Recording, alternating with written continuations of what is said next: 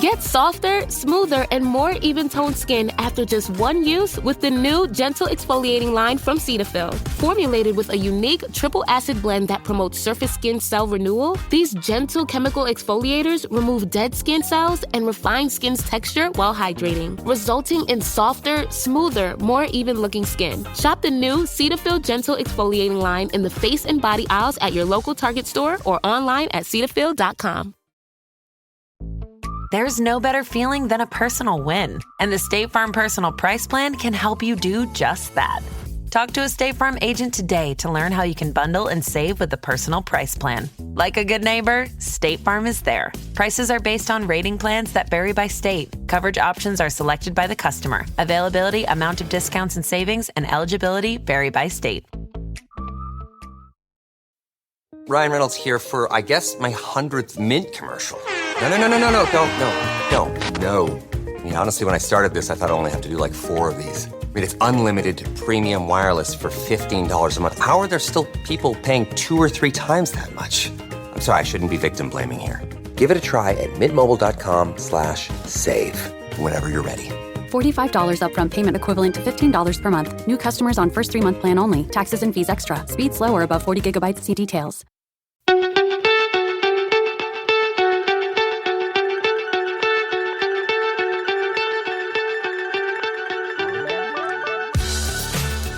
So attention cricket clubs and cricketing family, are you ready to step up to the crease and make a long-lasting impact on your club's legacy? Listen up, we've got something special for you. Introducing Fund It Now, the revolutionary fundraising platform that's changing the game for cricket clubs everywhere. With Fund It Now, clubs of all sizes can create a lasting legacy by selling personalised plaques to their passionate members, supporters and cricket club family. That's right, Livo. Fund It Now has already left its mark on some of cricket's most iconic venues like Lords, the home of cricket, Somerset County Cricket Club, and with projects such as the Father Time Wall and Somerset Legends Wall. And here's the best part, Hugh. There are absolutely no upfront costs. Fundraising has never been more simple or accessible. Imagine walking around your club's ground or up to the pavilion and seeing a bespoke wall of dedication, celebrating the history of your club and supporting its future with every plaque. It's like your club's very own shrine to the sport we all love. And getting involved couldn't be easier. Simply visit Fund It Now's website at funditnow.co.uk to get started today, or drop them an email at info@funditnow.co.uk to learn more. It's time to rally your supporters and start raising money like never before. And don't forget to tell them you heard it from us at the Premier League Cricket Show. So what are you waiting for? Join the ranks of clubs and grounds like Somerset County Cricket Club and Lords and make your mark on cricket history. Visit Fund It Now today and start building your fundraising platform. That's funditnow.co.uk. Fund It Now, where passion meets purpose at your cricket club, and begin creating your own legacy. So welcome everyone to the Premier League Cricket Show. Once again, we're turning this into a National Counties special, but very specifically, we're going to talk all things National Counties Challengers, the representative team who've been doing a phenomenal job in bringing the guys together through this season. And we're joined very kindly today by the head coach of the Challengers, Mr. Tom Lambert. How are you doing, mate? I'm very well, thank you. Thanks for having me on. Absolute pleasure. We seem to have seen each other far more than we probably expected 12 months ago this year. It's been a busy old time for the Challengers, hasn't it? It's been good, yeah. It's been nice to get it probably formally up and running. I guess a couple of 3 trips to Spain has sort of started the idea of bringing back a representative side at NCCA level. And it's, I guess, broken us in gently into the group of players that we've got, and obviously building necessarily a brand around what could happen. And looking back to sort of days where the Unicorns were playing in the 40 over comp. So it's a brainchild of Richard Logan, and fortunate enough I was asked to sort of head it up, and it's been a bit of a slow burner. I guess Spain over 3 years has been the main representative game, but this year we've managed to have a winter leading into a summer of fixtures against full first class teams and held our own. So things are looking good moving forward. Yeah, definitely. I mean, for those who aren't aware of the Challengers, and if they're not, they're obviously not following our social media because we go on and on about it every time you guys are playing. Tell them what the sort of whole premise of that group is, please. Well, I think, again, it's similar to what the Unicorns achieved back in sort of 2011-12, I think it was, they were playing. We feel, and certainly I do passionately, and Richard Logan does, from our our life in NCCA cricket, that the way that NCCA cricket has moved now and the way Logues has changed the qualification of players and the age group and brackets and of players has meant there's a group of cricketers there that for one reason or another have had goes and have come out of it or haven't had their go yet. And they're young, aspiring, good cricketers. And there's a group of players there that could well put back into English cricket. So I think, again, the brainchild of Logues was to put this back together and see where we could run with it. He put me in charge of doing that. A couple of trips to Spain, I guess, got us up and running with that and started to build squads and groups around who we thought were the best young players in the country outside of first-class cricket. And this winter was the first time we were able to actually get the boys together quite regularly to put a squad together, to train, to build a brand, I guess, in terms of the challenges, and then to build a way of playing and for us all to learn, I guess, as coaches and players about what is needed at that next level. So the challenges was created and born, and it's moving forward well at the moment. There's lots to do. There's lots to persuade people on. I guess there's still a lot, as you've asked, the question of understanding about what it is. But essentially, it is the best players in NCCA cricket coming together who have aspirations to play first-class cricket. Not everyone involved in the squad have to have that full number one and be first-class cricketers, because I think within a squad, you need to have players that can help guide those through, that can pave the way, I guess, for the ones coming through. So there are players in the squad who probably serve that purpose more. But to date, it's been really, really good. It's been challenging. It's been tough. And the games have shown where we fall short, where NCCA cricket falls short, but it's also shown that the talent is there to do it. And we've competed extremely well in all the games we've played. Absolutely. I think that winter series of coaching sessions and the training sessions that you got together in particular, that sort of melded that group as me and Hugh were privileged to come to Loughborough and join you on one of the sessions. It just showed that it was like a proper cricket club, wasn't it? Rather than a representative team. They were starting to bunch together as mates and work together, travel together, all those things that you want to see. I think that's extremely important. We've got to create the team or the brand, as I've mentioned a few times. To do that, there's purposes to what we're doing here. We want to prove, and I passionately want to prove, because it was all my life. I only played NCCA cricket. I played a lot of second team cricket and played some university cricket against first class counties, but ultimately wasn't good enough. But I either had a 14-year career in NCCA cricket and I loved it, and it's different from when I played. It's a lot younger now, and I guess we just want to, in the first instance, prove that these players are good enough. So the number one goal of the whole of the challenge is to provide a group of players that first-class teams can look into to be able to see what talent's out there, and our job is to make them good enough to get into that arena. Secondly, we're not there just to compete and make up numbers. We're there to win things. I wouldn't put my name to anything unless I could think I could win it. So two ways, really. We had to create the cricketer good enough to go the next level, but we also need to create a team that can compete and win trophies at that level. Now, that might seem a distant, off in the future to people, but I think it showed this summer with very small amount of times in games that, albeit were friendly of nature, we were able to compete. So two things: we want to be able to get the players in there and prove that there's a huge group of players that are good enough. And secondly, if we are given the opportunity to compete, we're there to win. We're not just there to make up numbers, and that takes time. And that's what the start of Loughborough was about, creating the team. Just looking at the results through the summer, I mean, I was thinking this earlier, if you stopped the challenges today and said, actually, we're not going to do it anymore, I think you'd have achieved that already, in your first you've played 4 games, 4 or 5 games. I think that goal's been achieved. Absolutely. It was key to me. I said the first thing I said at Loughborough, actually, I don't think you guys were there on the first day. We had it. I wrote up on the whiteboard what the aims were. It was to create an opportunity for you guys to get what you hadn't got previously. And let's not forget, a lot of the guys we're talking about have at some stage been called good enough. They've been in Super Fours, they've been at Bunbury, they've been at England under 19s, they've maybe had contracts. And for one reason or another, and that's for us to delve deeper into why, they aren't deemed good enough at the moment. So we've got to almost put them back together, but also find guys that haven't had that opportunity yet.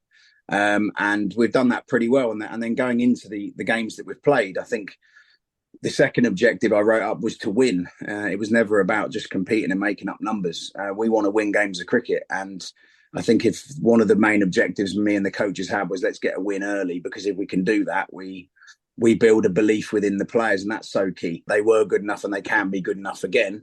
And again, I reiterate, these were friendly games of cricket, and there's always going to be a slight percentage off with the teams we played. So we've by no means cracked anything, but to play the first game against Leicestershire and beat Leicestershire set us on our way nicely. And then obviously we went on and defeated Hampshire in a 50-over game. Again, that was pretty much their Metro Bank team. We didn't bat particularly well in the game, but we bowled brilliantly, and the fight we showed to win that game was great. And we obviously played Zimbabwe in a 3-day game and had much the better of that for all 3 days, really. So on, I guess, 5 of those days, we more than competed. We won those games. Sussex in front of 3,000 people, we were very competitive in. Chasing 190, we got 170, so we only dropped 20 short of a team that are in T20 quarterfinals. So they obviously to qualify, and it was their team. And we had 2 results against Leicester that we both lost at the county grounds. But again, we're talking about 20-run margins here. We're not talking about big beatings. So we're doing something right, but we've got a long, long way to go. Absolutely. I was with you at Uppingham for that first game against Leicestershire.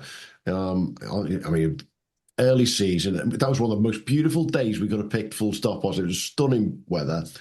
I felt Leicestershire turned up with a bit of a, do you know what, we'll get through this, it'll be all right. And then, halfway through that first innings, when the challengers were bowling, they thought, hang on a minute, we're in a game here. And you could see the mentality change within them, thinking, we've got a real game on here. And I thought, I've used the word destroyed to a lot of people this season, Tom. Off the record, I've said very bluntly, I think we destroyed them on that first game. And we literally gave them a showing that said, there's players here that you really should be bloody well looking at, because they can do this job against you day in, day out. Well, I think there's 2 sides to that in many ways. Again, it was their first practice, so to speak, practice game into T20 cricket, and they were probably a bit cold trying a few things out. It wasn't a competitive game. So I'll always look at it from that angle, because I think I want my team to be portrayed, or myself to be portrayed. Yeah. We're not here to throw ourselves out there and make massive statements. So there was plenty in our favour. We also played at Uppingham, which I think made a big difference. When we play on out grounds, we're dangerous because we're used to playing in those conditions as NCCA players. Once we got to Leicester and we got to Sussex on flat county wickets, we saw where we were short and where we need to get better. But yeah, ultimately on that day, again, against every game we played this year, be it Zimbabwe, Leicester, Sussex, Hampshire, it was give or take 9, if not 10 of their first white ball team. We weren't playing second teams, we were playing their first team. So it was nice to catch them cold. It was nice to get that result on the board. That only ever grows belief. And so eventually this requires belief. We all need to believe in ourselves, and that's the coaches as well. We need to believe that what we're saying is true. And before do that, and that day was a great start, I guess, on what we hope is going to be a really, really long journey. So yeah, we beat them soundly that day. It put us in a great position moving forward. They reacted accordingly the next 2 days and in their home conditions. Again, it by no means was it landslide victories, but we learned very, very quickly about the difference between playing on helpful wickets and flat wickets, and we need to take that learning out, because ultimately we weren't good enough to beat them in either of those games. But you do need the sort of the assistance of the counties here, because what you don't want to do, going into the next seasons is to be playing second teams, and you want to be playing these first teams. How are you able to sort of manage that and have these conversations with counties so it doesn't just become another game that they just chuck a bunch of their academy players in? Well, that's over to Richard Logan to some extent. He obviously got these games sorted out. I think there was good faith in the product, I guess, we had, and that they required the practice. Let's not forget. I mean, at that stage, Leicester, I think, were playing 3 days before the start of the blast, so it was a great opportunity for them to have 3 games of T20 cricket where they could get running. I think they were very pleased with how competitive we were, because it was a real workout for them in the end. And similar with Hampshire and the Metro Bank, I think they played 2 days later, so it was their full team minus probably Abbott and Abbas didn't play. To be fair, they were slightly younger with the team, but they had their full batting sides, and then we have to compete, because when we come and ask the question, or what we hope the ECB will ask the question next year of telling these teams they have to play us, they have to have proof that the fixture's worthwhile. And that was a big emphasis for us this year, was that whatever games we were afforded, we had to make sure that we stood up in, and that we were very, very good. And I'm pleased to say, in the main, even with the losses, we're extremely competitive. And moving forward, we can't be playing second teams. There's no point in doing that. We have to be playing the first teams. And similar to Zimbabwe as well, while Zimbabwe are a young nation, that they respected us, and Dave Houghton was brilliant in bringing 5 or 6 of the guys that played in the Ireland Test match against us, as well as their younger emerging players. And in essence, again, my team was continually full of amateurs, because none of them were signed, apart from Harrison Ward, who had an outing for ahead of the blast. And in every game we played, every single person we played against were full-time professionals. So we're competing, and it's not about competing. I'm not going to keep using that word. We're not here to compete. We're here to win as much as we can, but that's going to take some serious work. We've learned a hell of a lot over the last, what was it, 8-9 days, I guess we got together and played. So yeah, and I think with the Leicestershire 3 games, that showed in particular with the point you just made, Tom, where you caught them slightly cold maybe on that first day. The second day, they raised their game a little bit, and by the time you played the third game, the point I would make is that's full-time professionals you were playing there, who were training 4, 5, 6 times a week. They were, they've been through a pre-season fitness program. They've done the full works versus, let's be honest, the challengers are a bunch of lads who are top-class recreational amateur cricketers who all have jobs as well and come into it. And that's where the fitness levels change. You could just see that last game, there was a tiny little difference there. But through the whole season, I think what's impressed me the most, and I'm sure you'd be really pleased by this, is we're talking about T20, we're talking about 50 over, and we're talking about effectively a time game with Zimbabwe. And you've managed to produce more than competitive teams across all formats. And that's the biggest win, isn't it? Yeah, no, 100%. I completely agree with you on the Leicestershire thing. The amateur side of us showed up. This work we're going to have to put in the winter. We flagged 3 T20 games in 2 days is tough. And physically, we weren't good enough game 2 and game 3.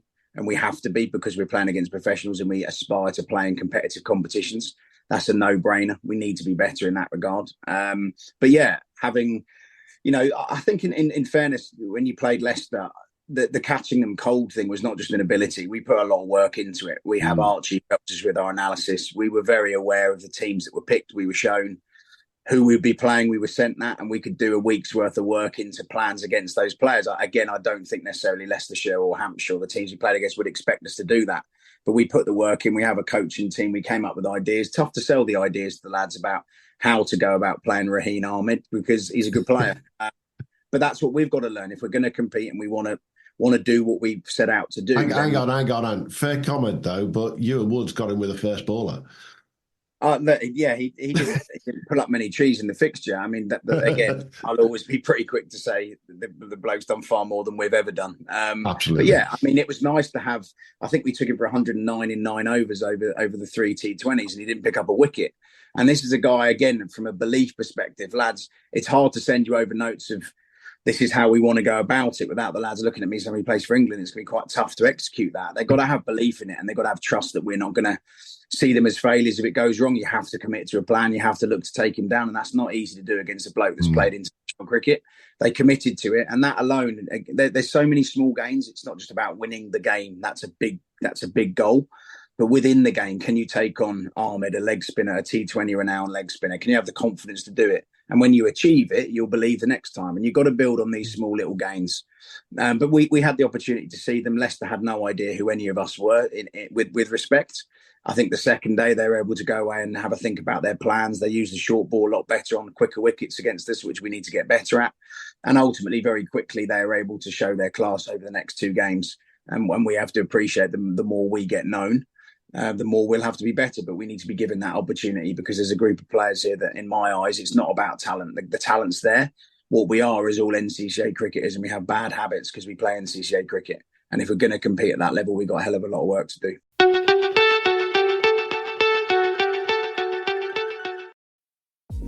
Achieve clean, healthy-looking skin with Youth to the People. The 20-time award-winning superfood cleanser gently deep cleanses and removes makeup and SPF in 30 seconds. For skin that's hydrated, balanced, and soothed, never stripped. It's the green juice cleanse for your face, formulated with good-for-you antioxidants like kale, spinach, and multivitamins to respect your barrier. No disruption. Find out why one cleanser is sold every minute in the U.S. Shop now at Sephora. When it comes to towing, seeing is believing. That's why Chevy Truck's advanced camera technology offers up to 8 available cameras for 14 unique views, so you can focus on the view that really matters. Chevrolet, together let's drive. Learn more about Chevy Trucks at Chevy.com. Safety or driver assistance features are no substitute for the driver's responsibility to operate the vehicle in a safe manner. Read the vehicle owner's manual for important feature limitations and information. How do you sort of take it forward then in terms of the preparation? Because obviously these NCCA cricketers, you're playing club cricket on a Saturday, they're playing NCCA cricket on a Sunday. Obviously there's 3-day games in amongst that, and then in the winter, everyone's got jobs or university. I mean, how are you able to sort of create that in the winter, that sort of preparation for the next year? Because that seems to be the gap. Like you say, it's not the talent that's the gap, it's the preparation that's the gap. Again, that's over to Richard Logan to continue to have these conversations with the ECB, which I know he's having later on in this month, to see how they can support us in that. Finance will obviously come into it. Yeah. We got guys that live in Cumbria and we got a lot of guys that live in Cornwall. So getting everyone together regularly to be able to train won't be easy. Technology helps these days, where we can find ways of being together when we're not together. But ultimately, we need the support that we do ourselves. We need to do the work ourselves. We need to bring finance in. We need to get supported, because we have to be understood that this is a set of players that are good enough. And they're at an age where they've actually played and experienced a lot of cricket. So quite a lot of that young stuff has been knocked out of them. They're ready to play. But ultimately, for us to move on to the next level, we need to see each other a lot more often. And the plan's been written. I know what the winter looks like. I know how we want to execute that. And if we get everything that we want to get, and we get support and we support ourselves, which is equally important, there's a program there that will get a lot more time on task. And with a lot more time on task and hard work, I believe we can be at the level where we can more than compete. Most definitely. Just looking back at the season, you've used, I think, around about 25 players across the 3 games. Just for listeners, put some highlights out there from the games along the way that you can remember in particular, Tom. I think the group was about 30 actually. We were about around 30 now. Now some haven't been involved for one reason or another. I think we've used around 24 in the end. And again, that's across multi-format. So there were some very clear red ball players and some very clear 50-over players, and obviously some very clear 20-20 players. And we've tried our best in a small period of time to give everybody the opportunity to show what they can do. They have to go away at the end of this summer and decide on who those players we want to move forward with are, because that's an unmanageable size.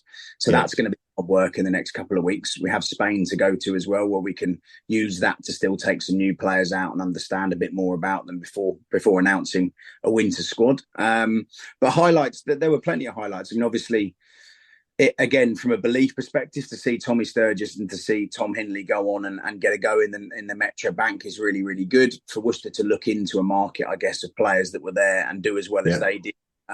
Obviously, Hashim, who wasn't part of our setup, but was with Saka, was with Staffordshire throughout the whole summer. So there are players there that are good enough to go and fill the voids. And they did have voids, Worcestershire, with injuries, and they filled them really well. So again, that's just a little tick in the box for us to understand that we're good enough. But throughout, I think, looking at the T20s, we never scored under 170 in 20 overs. The power's there. I think Spain brought that out. The belief to hit the ball or go from ball one was there. We outstruck all the teams that we played. If you actually look at our boundary count, and I've done all the maths on it, we hit more boundaries, 4s and 6s than first-class teams. The power's there to be able to do it. I'm not going to mention individuals because I've never done that. You've asked me 1,000 times in the past about name people to look for. Collectively, as a group, we had a lot of power. We fielded brilliantly in a lot of the games. We were a bit short in others, which I think was the difference. And with the ball, once we trusted our skills, we were very, very competitive. At NCCA level, best ball often works. So you can stick to top of the off on moving wickets with balls with big seams. We're not pressurised into going to plan B and C Yorkers slower balls. We're just not used to doing it. And we got sort of found out, I guess, when we weren't brave enough to use our skills. When we did use our skills, we were good enough. But in the power play, we stuck to best ball, and taking wickets in the power play of T20 stuff, we weren't good enough. And if you look at numbers, I think we only got 1 wicket in any of those games, and you can't win T20 games if you do that. So we need to find a way to take power play wickets. We need to find physicality. We need to find bounce. We need to find pace.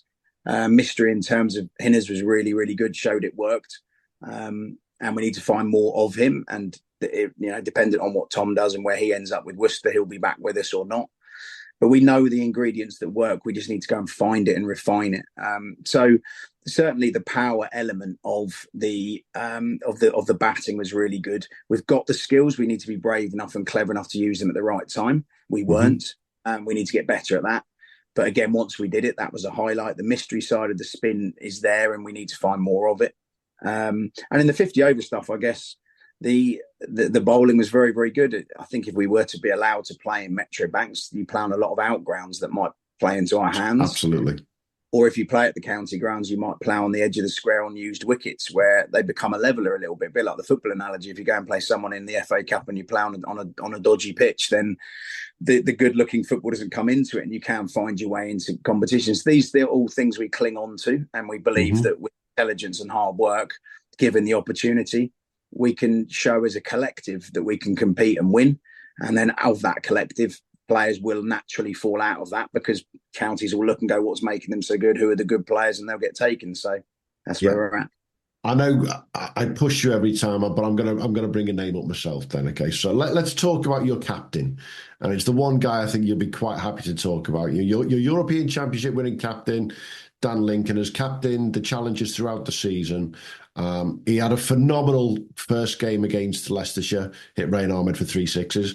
He had a great game over at Sussex, and then even last week or two when he was with the Zimbabwe game, he's just on the sidelines. How important as a captain and as a leader around that group has he been?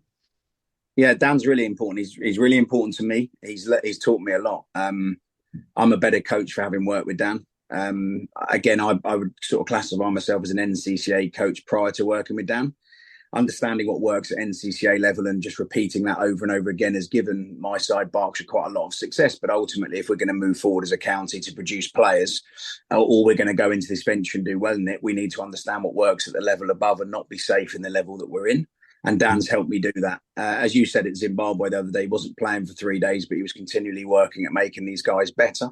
And his own individual performances within the Leicestershire game, the Sussex game, were standout as they should be, because he's played that level and that's what his job is to do. He's there to make us competitive in the first instance, and he certainly did it. He's there to help nurture the next players along. He's a senior player within that side, and his role is multiple, really. He has to score runs, he has to do well, he has to teach the guys, he has to help bring them through. And when Dan's time with this is done, it won't be based on the numbers he gets. It'll be based on the players he's helped to get better. And he's been outstanding in that this year. He was a great pick. A lot of people don't know Dan. I obviously know him really well because I work with him every day. And what you see on the outside isn't often what you get on the inside. He's a hard-working, tough guy, and he's made me a far better coach than I ever was. So I'm delighted to have him. And he's on the pitch, he's had a really good time. But off the pitch, I think he's contributed to what we're slowly putting together as well. Absolutely. And the whole season's developed in a wonderful way, hasn't it? From, you think of those early training sessions at Loughborough. We had a phenomenal day at Wormsley when we had the trial games. Again, we had bloody good weather. Don't you? We had all that crap weather to start the season. The Challengers seemed to have the best weather all the time, didn't they? You built it all the way through. And if I was to sort of ask you I'm going to be careful how I put this. If I was to ask you sort of an outsider's looking in question, if there was an 18-team county championship and the 19th team was brought in called the Challengers, where do you think in that league in year one, and given the fact that you need a home ground and you need all these things, where do you think they'd finish? What format are we talking about? County championship. Oh, county championship. Look, I think we'd compete, and again, I hate that word because I don't want to do anything where I believe that just competing is good enough. But I do think we'd be ready to compete. I don't think we would finish particularly high with where we're at, because the question you asked was right now, and we've got a lot of hard work to do, and we're a long way away from where we need to be. What we have managed to achieve in the 5 or 6 months of this summer is a clear understanding of where our shortfallings are. We've got to know the boys better to understand maybe why they're with us and not with others. And that might mean that some don't come back, and that might mean that some we can maybe beat the badness out of them of maybe where they're slightly touched. That's for us to decide who we move forward with. But yeah, I certainly think in the first instance we could compete. I wouldn't expect us to be anywhere near above, below, mid-table to the bottom 2 or 3. I think we'd be in, and that's just being honest, because we've got a lot of hard work to do. But when counties have got the time on task and the finances to do what they do, we're not going to have anywhere near that. And yet I think right now we'd still put up a pretty good show, but we're not here to put up a good show. And if it's about putting up a good show, then somebody else can have a go at it, because we need to look beyond that. And my players need to believe more in what they can do. As I say, I go back to what I said at the start. All these boys at some stage have been deemed good enough, whether that be at 15, whether that be at super fours at 17, whether that be under 19s. the brains that be at the time believe these boys were good enough. That's why they selected them. Now, the reasons they're not there is for us to work through and beat out of them, or understand that is why they're not there, because they're not good enough to do it or get through those periods or pressure or whatever it might be. What they can't have is a chip on their shoulder about it. What they can have is a determination to say, I want to get back into this and prove that there's a group of players between the age of 20 and 24 to 26 who are good enough to put back in. And again, you see Zen Malik the other day, very much a Staffordshire and a Saka boy. Yeah. He finally got his opportunity at a pretty late age. Tommy wasn't young at 26. Mm-hmm. I truly believe that there's a market of players out there that we have a duty to get to the bottom of why they're not there and work bloody hard and work harder maybe than the counties work, to put them right. And if we can do all that, then in years to come, we might all sit back and have this conversation again and be pretty proud of, I guess, the noise we're making, so to speak. Oh, such a clutch off-season pickup, Dave. I was worried we'd bring back the same team. I meant those blackout motorized shades. Blinds.com made it crazy affordable to replace our old blinds. Hard to install? No, it's easy. I installed these and then got some for my mom. She talked to a design consultant for free and scheduled a professional measure and install. Hall of Fame son. They're the #1 online retailer of custom window coverings in the world. Blinds.com is the GOAT. Shop Blinds.com's primetime kickoff event. Save up to 50% off select styles, plus doorbusters. Rules and restrictions may apply. Tom Henley's the one that really caught my eye. You know, he's dropped into that Worcestershire side, and it looked like he's been there for years and years and years. You know, just watching the streams, he just looks so relaxed. He seems so well prepared to jump into that team. You know, and just the way he bowls, you do scratch your head as to why it's taken the challenges or similar to give him that push, because surely he's everything that a T20, T10 franchise tournament kind of player. You know, he's exactly what people want in the modern short form cricket world, but it's taken sort of this season to give him a shove. Well, again, it's our job to work out why that is. Tom's got to take that on the chin as well. He obviously had an upbringing with Sussex, which is really, he's done brilliantly with Oxfordshire, and Oxfordshire have done a great job with him to start the process, I guess, of working through things and putting him back together. And he excelled with us, and he went on and did what he did. And as you say, that we have to think about the type of players that we're using and what competitions we might be asked to play in, or what games we might be asked to play in next year, and what works. We've had the opportunity to play and see what are the markets of players that are required. And Tom ticks a brilliant box. Left-handed batter, hits the ball a long way. I think his 6 and 4 count in the competition was extraordinarily high for a guy coming in, and he's an impact player. And with a slightly awkward action, which we did a little bit of work with, just a few bits here and there. We mentioned to him, get a little bit tighter to the stumps. Therefore, you don't have to spin the ball as much any more than a ball's width each way, and you're in the game. It was really interesting in Leicestershire and speaking to Peter Hanscom. And he said very quickly, that's your player. You got to, because that works on flat wickets, a little bit both ways works. He bowls it at a good pace.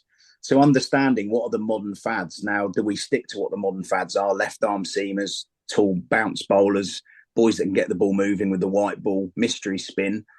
We look out for what they are within NCCA cricket. We find them and then we refine them to ready to go. But also, can we create our own fads? There must be things there that haven't been seen yet. And it's not just to stick with what's working currently. Can we look a bit deeper into what might work within the group of players that we've got as well? But Tom's a really good example, and we're extremely proud of him. We hope not to get him back, because I hope that someone takes it.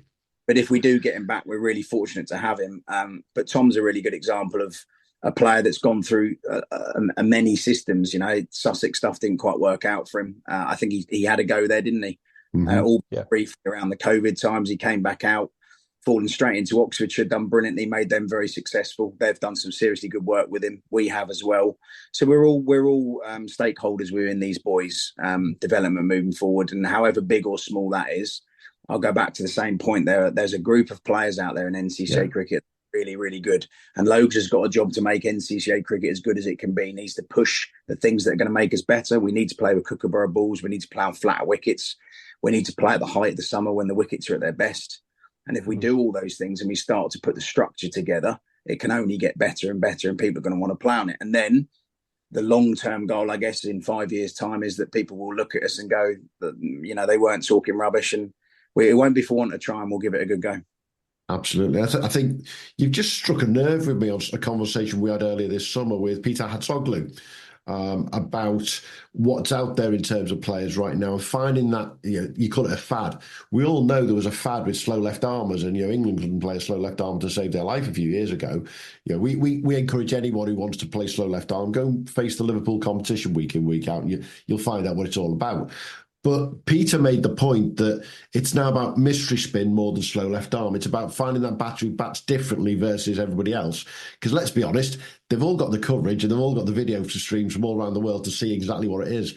You're in that position, I think, Tom, where you can pick up those players from NCCA who are different. And I'm thinking of one name in particular right now. I watched an innings a couple of weeks ago with you, which was sensational and showed how different it can be when you watched how George Tate batted against Zimbabwe. His first 80 to 90 runs was what I'm sure you and I would class as a traditional red ball 3-day game.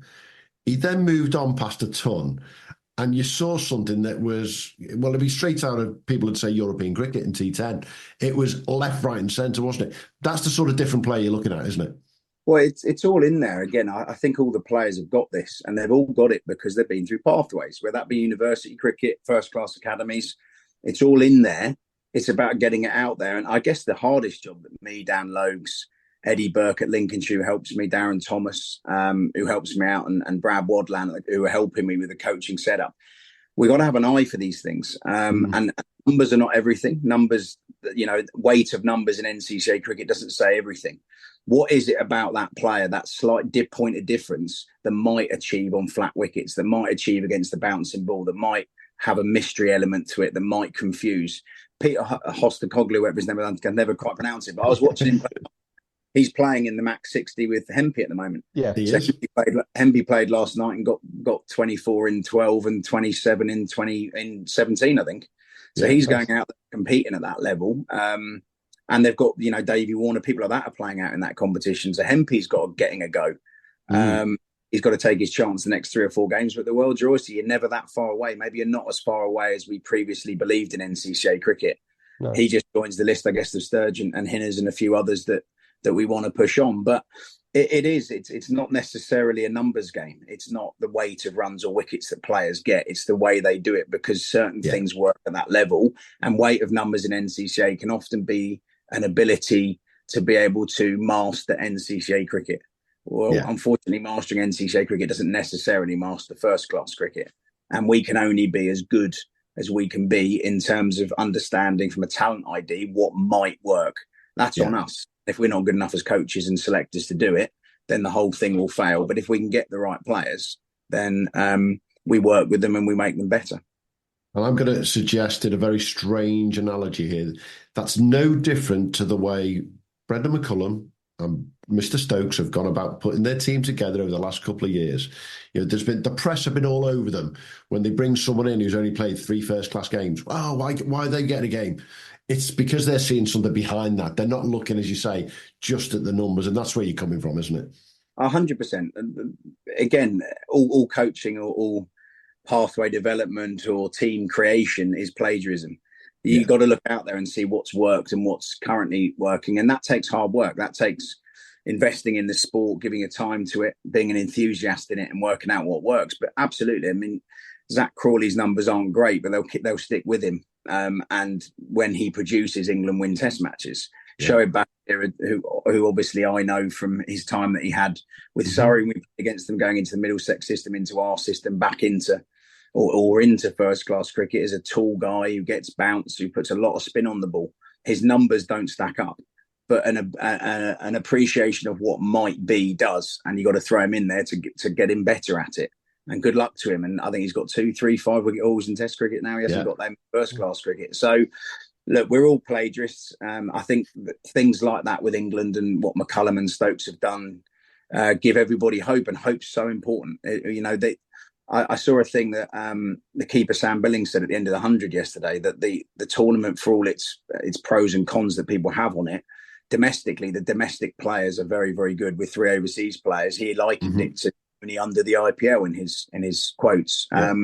If the domestic cricket is good, then that can only be made better by what's underneath it. And what we mustn't forget is what's underneath it, because that's what makes it so strong. and there are players out there. And as I say, I'm hugely passionate about it because it's all I've known. I've never done a job in my life. I've only ever played cricket for Berkshire or coached Berkshire. So I believe there's players out there, but we've got to prove it, and we've got to work doubly hard than the first class counties do to make it work, and we're prepared to do that. I'm going to start and wrap this conversation up, and there's a question I'm going to ask now that's come up literally overnight.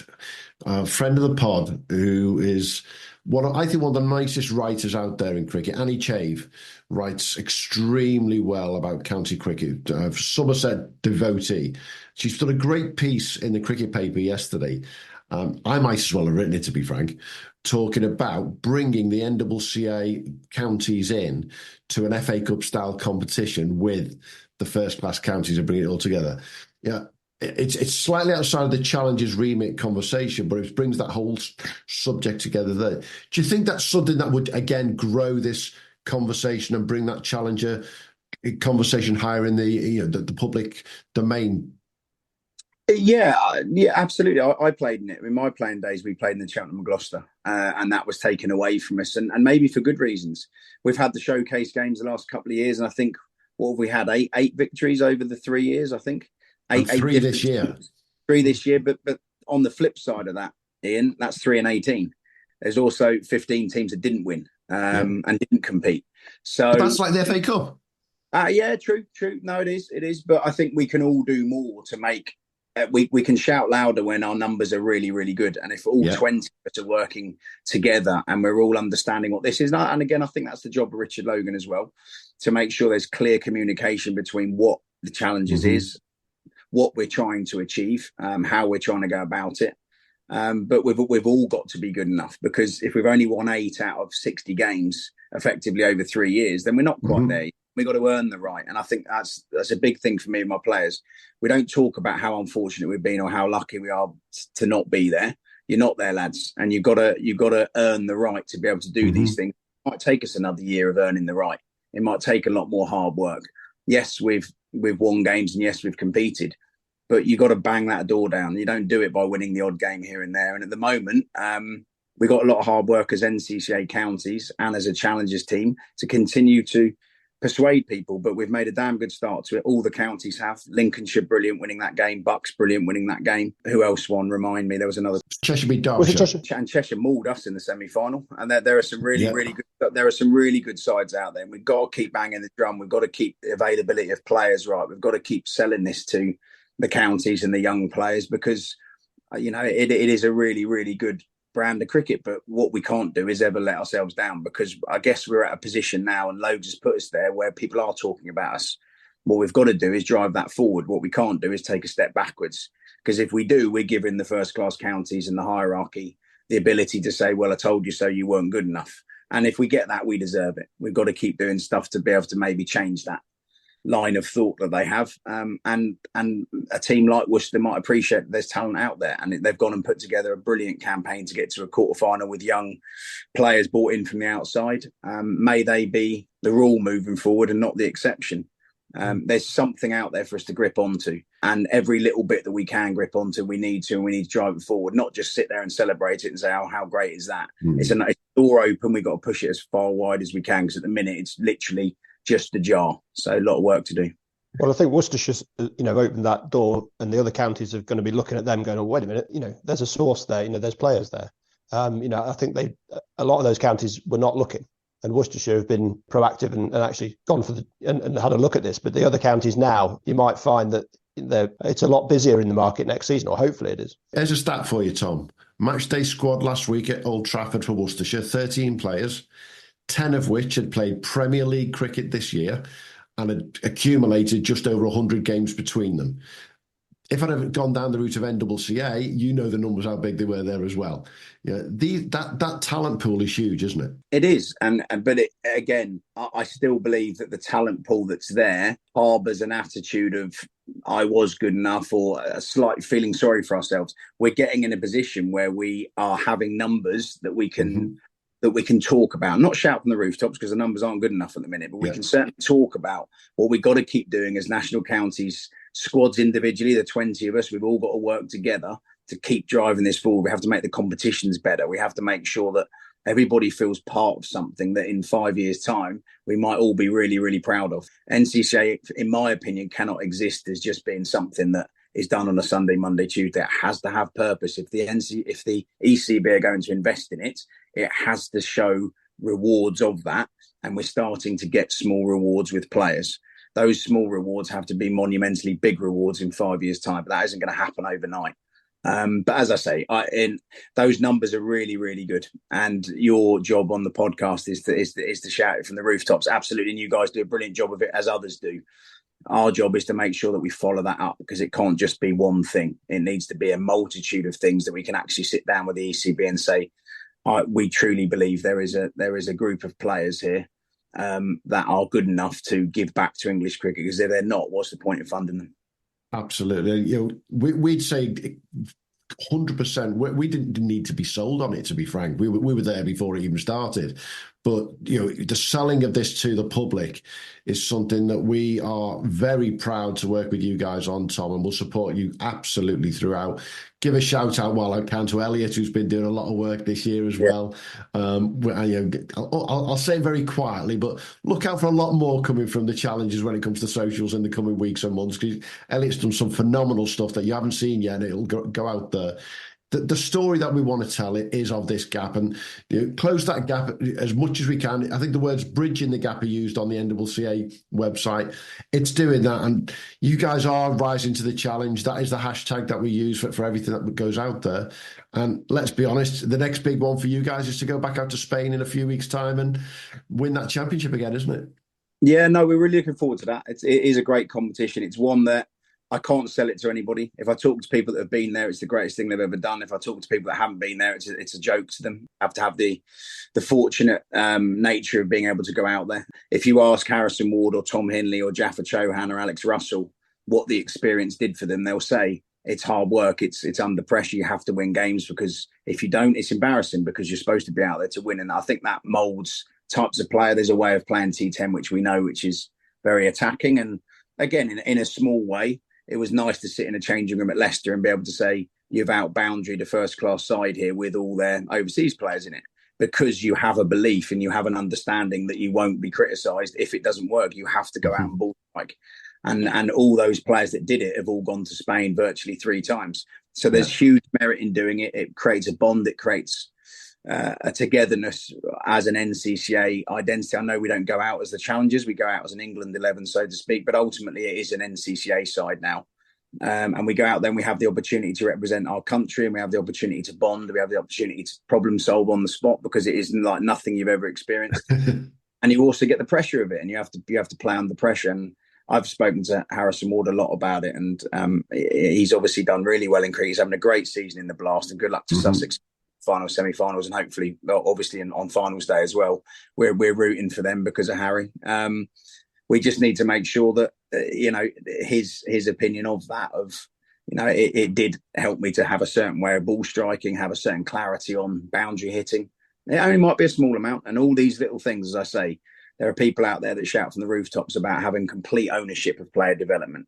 We are a stakeholder within a player's development, NCCA cricket, universities and SACAs and other academies out there, and club cricket and their own national counties. We all have an input to these players. And if we all work together a little bit more, then we'll be in a good place. But yeah, really looking forward to getting back to Spain. Obviously, we go straight back into finals week, which is pretty tough. You don't get the prep, so you've got to hit the ground running. I presume, the Netherlands and the Scotland's Islands jerseys of this world will be the teams that we're playing. And again, I think the Scots and the Irish are starting to see merit in it and send over a really good side. So we jump back into the deep end for 7 days, and we've got a title to defend. That and alone in its pressure is a huge ability to develop these lads. And fingers crossed we can bring it back for a third time. Absolutely. Well, we'll be with you all the way, obviously, Tom. We're going to be with you all the way through Spain, and whatever we have to do to make people realise that, as you say, it is well worth watching this European cricket, Lark. This is top quality T10 cricket, what you were playing in last year, and it's only getting better and better and better. And then through the winter, we want to be with you guys all the way just to build this Challengers noise as much as we can. And let's make sure that everyone knows how bloody good this NCCA cricket is, because it is phenomenal what's out there. And good luck to you for the Challengers. I will say, because it's opportunity, Good luck to you in the final of the Championship when it comes to the NCCA. Well, it'll be a 4-day game, won't it, in the final? We'll find out later this week who you're going to be playing. I don't know if you've got a preference one way or the other, but I tell you what, I fancy Buckinghamshire because I want to see you lot against Berkshire. Buckinghamshire, that works for me. I don't. I've been watching it. I might pop down to High Wycombe actually today or tomorrow just to see how that all ends up. But I think Lincolnshire's still got a say in it as well. Yeah. If you can nullify each other, then Lincoln should become an option as well. But whoever it is out of those three, that'll be really, really tough. Bucks are the holders. It's on them to defend it. We've done that previously, and we know how difficult that is. It's on them to get through this game, and if they do that, that's going to be a seriously tough final. If they, and staff's managed to do the job, we know what they can do, and they've been up and coming. They've been exceptional the last couple of years under Ketts and the lads. So they'll be tough, and don't rule out Lincolnshire. If they can nullify each other and Link sneak through, then we played them 2 years ago, and rain affected what I'm sure would have been a really good game. So whoever we get, it'll be tough. And then, of course, the weekend after, we've got T20 Finals Day as well, which will be equally as tough. We get a chance to have another go at Staffordshire after last year, which was a bit of a humbling. So there's lots to look forward to for us. We'll keep our feet on the ground and see where we end up. Well, as we said earlier, before off the record, you've had a weekend off. You've got a little bit of time around at the moment, a little bit quieter, shall we say, for a change. Enjoy it, mate, and look forward to catching up with you. If not sooner, I'll definitely be at West Bromwich Dartmouth. Thanks, mate. Thanks, guys. Thanks for listening to the Premier League Cricket Show. If you haven't already, make sure to hit that subscribe button so you don't miss out on future episodes and stay updated on all the latest news, views and discussions from around the Cricket's Premier Leagues. And be sure to follow us on X, formerly known as Twitter, and Instagram at TPL Cricket Show on both. Join the conversation, share your thoughts and connect with us and your fellow Premier League cricket fans. And hey, if you enjoyed the show, why not show us some love? Leave us a 5-star review on your favourite podcast platform, as it helps other potential listeners to find us when they're searching for cricketing podcasts. Thanks again for being part of the Premier League Cricket Show family, and until next time, have a good one.